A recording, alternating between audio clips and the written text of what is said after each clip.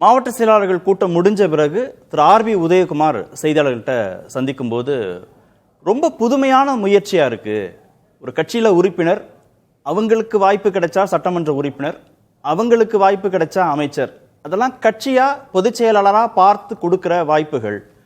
ஆனா அமைச்சர் பதவி வேணும், அதிகாரம் வேணும் அப்படிங்கிறதுக்காக இன்னொரு கட்சிக்கு ஆதரவுங்கிறது இதுவரைக்கும் இல்லாத ஒரு புதுமையான முயற்சியா இருக்கு அப்படின்னு அவர் குறிப்பிடுகிறார்.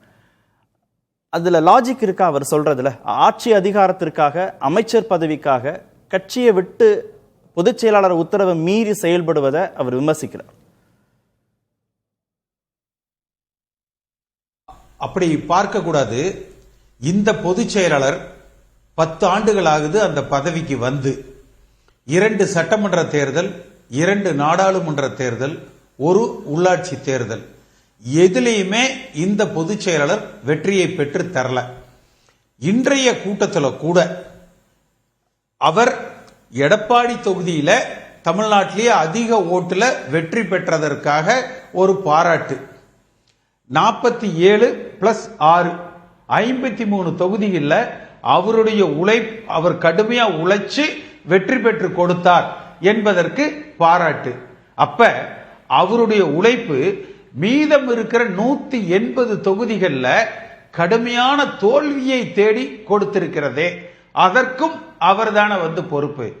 அடுத்து கட்சியினுடைய தொண்டர்கள் எதிர்பார்ப்பது, இவர்கள் வேறு கட்சிக்கு ஆதரவளிக்கிறாங்க, அமைச்சர்கள் ஆகிறாங்க, ஏன் போறாங்கிறத தாண்டி அதிமுக தொண்டர்கள் என்ன எதிர்பார்க்கிறாங்கன்னா, ஏன் நம்ம தோத்தோம்?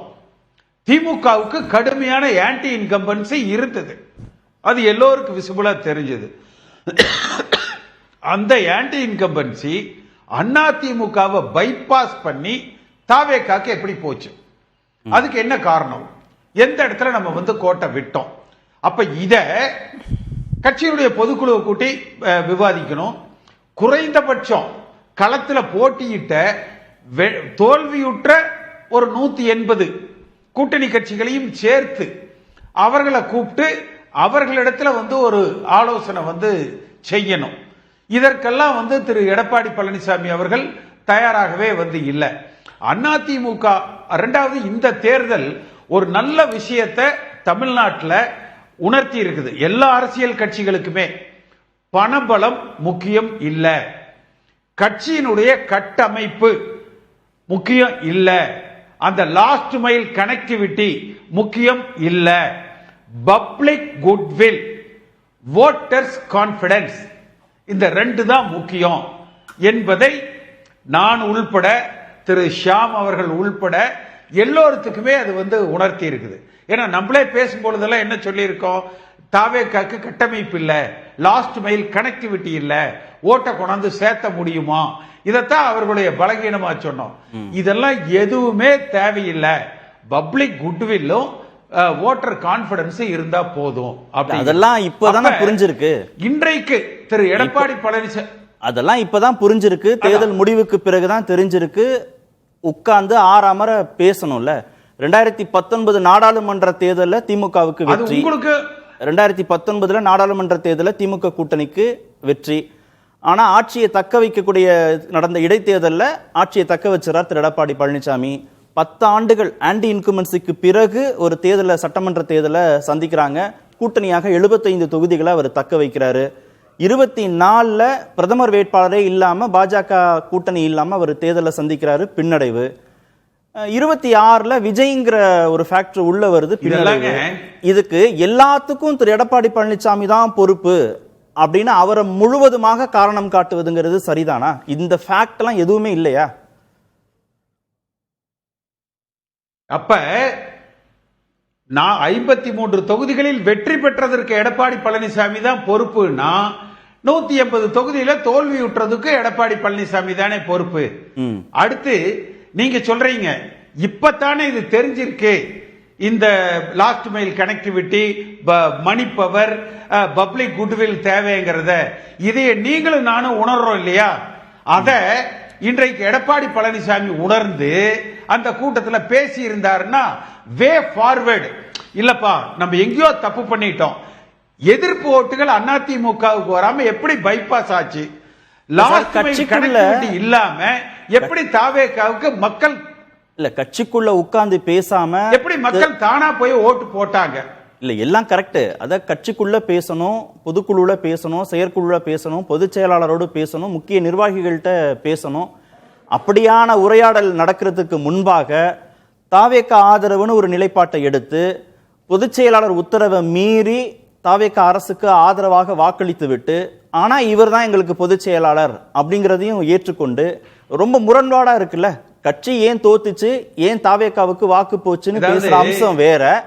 நாங்க தாவேகா அரசுக்கு ஆதரவு கொடுப்போம், தாவேகா கூட்டணிக்கு வரும்போது திரு எடப்பாடி பழனிசாமி அதை கண்டுக்கல, எங்களுக்கு ஆட்சி அதிகாரம் வேணும், எங்களுக்கு அமைச்சர் பதவி வேணும் அப்படின்னு ஒரு நிலைப்பாடு எடுக்கிறதுங்கிறது வேற. ரெண்டு முரண்பாடான புள்ளிகள் இல்லையா?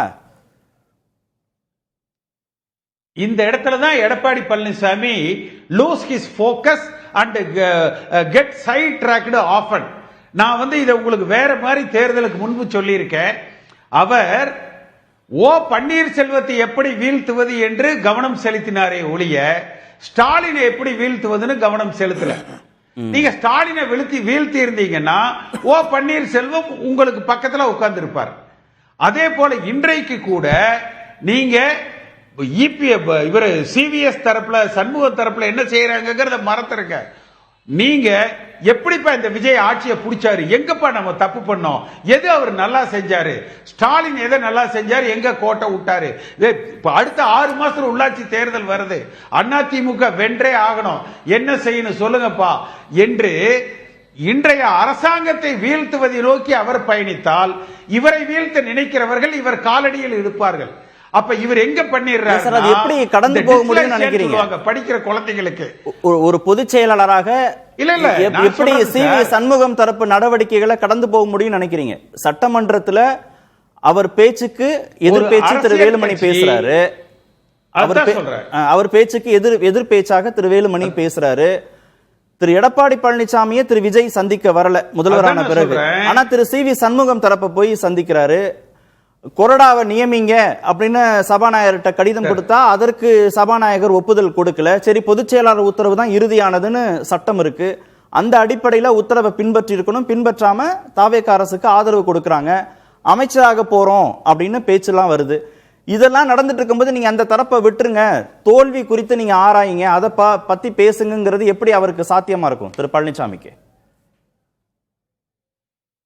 இரண்டு தரப்புமே சட்ட போராட்டத்துக்கு தங்களை தயார் செய்து கொண்டு இருக்கிறார்கள். ஏன்னா இன்றைக்கு கூட பாத்தீங்கன்னா எல்லா மாவட்ட செயலாளர் கூட்டமுமே பொதுச் செயலாளர் தலைமையில தான் நடக்கும். இதுவரை எல்லா மாவட்ட செயலாளர் கூட்டமும் பொதுச் செயலாளர் தலைமையில தான் நடந்திருக்கு. இன்றைக்கு தான் முதல் முறையாக மாவட்ட செயலாளர்கள் தலைமை நிலைய செயலாளர்கள் கூட்டம் ஒரு அவைத்தலைவர் தலைமையில நடந்து பொதுச் செயலர் முன்னிலையில நடந்திருக்குது. அப்ப இதனுடைய நோக்கம் பாத்தீங்கன்னா ரெண்டு தரப்புமே சட்ட போராட்டத்துக்கு தயாராகிறாங்க. அப்ப இந்த சட்ட போராட்டத்தை பாத்துக்கிறதுக்கு இன்பதுரை இருக்காரு, அப்புறம் மீடியாவை பாக்குறதுக்கு உதயகுமார் இருக்காரு. நீங்க அரசியல் கட்சியினுடைய பிரதான நோக்கம் என்ன? அரசியல் கட்சியினுடைய பிரதான நோக்கம் ஒரு தேர்தலில் வெற்றி பெறுவது. ஒரு தலைவர் தான் மட்டும் வெற்றி பெறுவது அல்ல, தன் கட்சியை தான் நிறுத்துகிற வேட்பாளர்களை வெற்றி பெற வைப்பவர் மட்டுமே தலைமை பகுதிக்கு தகுதியானவர். இன்றைய தேதிக்கு அதிமுக கட்சியை யார் கட்டுப்படுத்துவது என்கிற போட்டியில் இருக்கிறார்களே ஒழிய யார் இந்த கட்சியை கட்டமைப்பது, யார் இந்த கட்சியை வெற்றி பாதைக்கு அழைத்து செல்வது என்பதை பற்றி கிஞ்சித்தும் யோசிப்பதற்கு மறுக்கிறார்கள். பொறுப்பில் இல்லாதவர்கள் அப்படி இருக்கலாம். ஆனால் எடப்பாடி பழனிசாமி மீண்டும் தாவேகாவை வீழ்த்துவதை விட்டுவிட்டு வேலுமணியை வீழ்த்துவது எப்படி, சண்முகத்தை வீழ்த்துவது எப்படின்னு பார்க்கிறார். அது எங்க திமுக ஆதரவை கையில எடுத்துக்கிட்டு அவர்களை வீழ்த்தணும்னு சொல்லி பார்க்கிறாரு. இது மக்கள் ஏற்றுக்கொள்ள மாட்டாங்க. கட்சியை கட்டுப்படுத்தலாம், ஆனா தேர்தலை வெற்றி பெற முடியாது.